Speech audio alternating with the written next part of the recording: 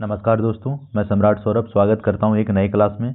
दोस्तों, आज के क्लास में हम महाकुंभ मेला से संबंधित महत्वपूर्ण सामान्य ज्ञान पढ़ेंगे, जो कि सभी परीक्षा के लिए महत्वपूर्ण होगा। दोस्तों, आप किसी भी एग्ज़ाम का तैयारी कर रहे हैं, सभी के लिए जो है इम्पोर्टेंट करंट अफेयर्स होने वाला है, इसलिए आप लोग अंत तक बने रहिए। और जो चैनल पर पहली बार आए हैं, चैनल को सब्सक्राइब जरूर कर लीजिए। चलिए देखते हैं। हमारा पहला प्रश्न है, महाकुंभ का पहला शाही स्नान कौन करता है? महाकुंभ का जो है पहला शाही स्नान कौन करता है? तो इसका सही उत्तर हो जाएगा संतों के अखाड़े। चलिए अब अगला प्रश्न देखते हैं। हमारा अगला प्रश्न है, कुंभ मेले में नागा साधुओं की क्या खासियत है? कुंभ मेले में जो है नागा साधुओं की क्या खासियत है? तो इसका सही उत्तर हो जाएगा ऑप्शन सी, वे निर्वस्त्र रहते हैं। चलिए अब अगला प्रश्न देखते हैं। हमारा अगला प्रश्न है, त्रिवेणी संगम पर किस नदी को अदृश्य माना जाता है? त्रिवेणी संगम पर किस नदी को जो है अदृश्य नदी के रूप में जाना जाता है? तो इसका सही उत्तर हो जाएगा ऑप्शन सी, सरस्वती नदी को। चलिए अब अगला प्रश्न देखते हैं। हमारा अगला प्रश्न है, कुंभ मेले के दौरान संतों द्वारा पहना जाने वाला मुख्य रंग क्या है? तो इसका सही उत्तर हो जाएगा ऑप्शन डी, केसरिया। चलिए अब अगला प्रश्न देखते हैं। हमारा अगला प्रश्न है, कौन सा प्राचीन ग्रंथ कुंभ से जुड़ी समुद्र मंथन की कहानी का वर्णन करता है? कौन सी प्राचीन ग्रंथ जो है कुंभ से जुड़ी समुद्र मंथन की कहानी का वर्णन करता है? तो इसका सही उत्तर हो जाएगा ऑप्शन सी, भागवत पुराण। चलिए अब अगला प्रश्न देखते हैं। हमारा अगला प्रश्न है, किस मुगल सम्राट ने त्रिवेणी संगम के पास किला बनवाया था? किस मुगल सम्राट ने जो है त्रिवेणी संगम के पास किला बनवाया था? तो इसका सही उत्तर हो जाएगा ऑप्शन बी, अकबर। अकबर ने जो है त्रिवेणी संगम के पास किला बनवाया था। चलिए अब अगला प्रश्न देखते हैं। हमारा अगला प्रश्न है, कुंभ मेले में अखाड़ों का क्या महत्व है? कुंभ मेले में जो है अखाड़ा क्या होता है, इसका क्या महत्व है? तो इसका सही उत्तर हो जाएगा ऑप्शन बी, वे शाही स्नान का नेतृत्व करते हैं। चलिए अब अगला प्रश्न देखते हैं। हमारा अगला प्रश्न है, प्राचीन ग्रंथों में प्रयागराज का ऐतिहासिक नाम क्या है? तो इसका सही उत्तर हो जाएगा ऑप्शन बी, प्रयाग। चलिए अब अगला प्रश्न देखते हैं। हमारा अगला प्रश्न है, महाकुंभ में किया जाने वाला प्राथमिक धार्मिक कार्य क्या है? महाकुंभ में किया जाने वाला प्राथमिक धार्मिक कार्य क्या है? तो इसका सही उत्तर हो जाएगा ऑप्शन सी, नदी में पवित्र स्नान। चलिए अब अगला प्रश्न देखते हैं। हमारा अगला प्रश्न है, महाकुंभ के दौरान सबसे ज़्यादा तीर्थयात्री किस भारतीय राज्य से आते हैं?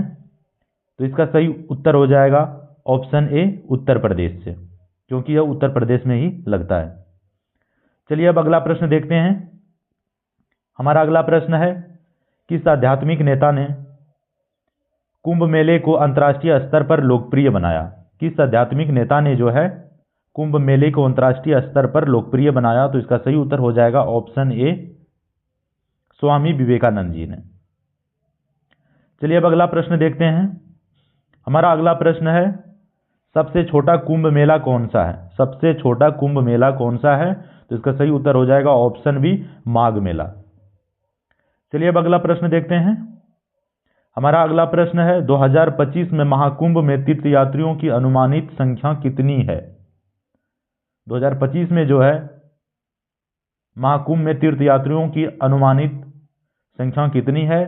तो ऑप्शन डी सही हो जाएगा, 45 करोड़। चलिए अब अगला प्रश्न देखते हैं। हमारा अगला प्रश्न है, भारत में सबसे पुराना कुंभ मेला स्थल कौन सा है? भारत में जो है सबसे पुराना कुंभ मेला स्थल कौन सा है? तो सही उत्तर हो जाएगा ऑप्शन डी, प्रयागराज। चलिए अब अगला प्रश्न देखते हैं। हमारा अगला प्रश्न है, महाकुंभ मेले का समय चक्र कितना है? महाकुंभ मेले का समय चक्र कितना है? तो इसका सही उत्तर हो जाएगा ऑप्शन सी, हर 12 साल में। चलिए अब अगला प्रश्न देखते हैं। हमारा अगला प्रश्न है, कौन सा शहर 2025 में महाकुंभ की मेजबानी कर रहा है? 2025 में जो है महाकुंभ की मेजबानी कौन सा शहर कर रहा है? तो इसका सही उत्तर हो जाएगा ऑप्शन सी, प्रयागराज। चलिए अब अगला प्रश्न देखते हैं। हमारा अगला प्रश्न है, महाकुंभ मेले का आयोजन और देखरेख कौन करता है? महाकुंभ मेले का आयोजन और देखरेख कौन करता है? तो इसका सही उत्तर हो जाएगा ऑप्शन बी, उत्तर प्रदेश सरकार। चलिए अब अगला प्रश्न देखते हैं। हमारा अगला प्रश्न है 2025 महाकुंभ के दौरान पहला शाही स्नान कब हुआ? तो इसका सही उत्तर हो जाएगा ऑप्शन ए, मकर संक्रांति के दिन। चलिए अब अगला प्रश्न देखते हैं। हमारा अगला प्रश्न है किस हिंदू ग्रंथ में कुंभ मेले की उत्पत्ति का उल्लेख है? किस हिंदू ग्रंथ में जो है कुंभ मेले के उत्पत्ति का उल्लेख है? तो ऑप्शन डी सही हो जाएगा, पुराण। चलिए अब अगला प्रश्न देखते हैं। हमारा अगला प्रश्न है कुंभ शब्द किसका प्रतीक है? कुंभ शब्द जो है किसका प्रतीक है? तो सही उत्तर हो जाएगा ऑप्शन सी, अमृत का घड़ा। चलिए अब अगला प्रश्न देखते हैं। हमारा अगला प्रश्न है प्रयागराज महाकुंभ में कौन सी नदी के संगम महत्वपूर्ण है? तो इसका सही उत्तर हो जाएगा ऑप्शन बी, गंगा, यमुना और सरस्वती। चलिए अब अगला प्रश्न देखते हैं। हमारा अगला प्रश्न है किस संगठन ने कुंभ मेले को मानवता का अमूर्त सांस्कृतिक विरासत घोषित किया है? तो इसका सही उत्तर हो जाएगा ऑप्शन ए, यूनेस्को। चलिए अब अगला प्रश्न देखते हैं। हमारा अगला प्रश्न है महाकुंभ मेले के दौरान शाही स्नान का मुख्य उद्देश्य क्या है? कुंभ मेले के दौरान जो है शाही स्नान का मुख्य उद्देश्य क्या है? तो इसका सही उत्तर हो जाएगा ऑप्शन बी, पापों का नाश करना।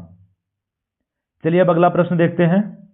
हमारा अगला प्रश्न है कौन से ग्रह की स्थिति कुंभ मेले का समय निर्धारित करती है?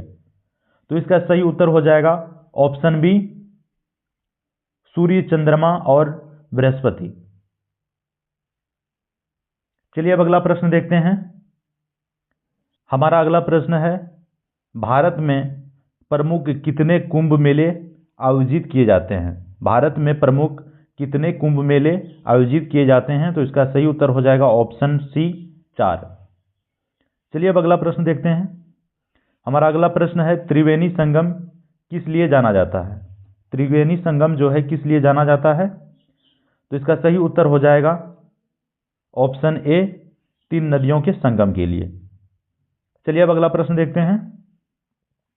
अगला प्रश्न है कुंभ मेले से मुख्य रूप से कौन सा हिंदू देवता जुड़ा है? कुंभ मेले से मुख्य रूप से कौन सा हिंदू देवता जुड़ा है? तो इसका सही उत्तर हो जाएगा ऑप्शन बी, विष्णु।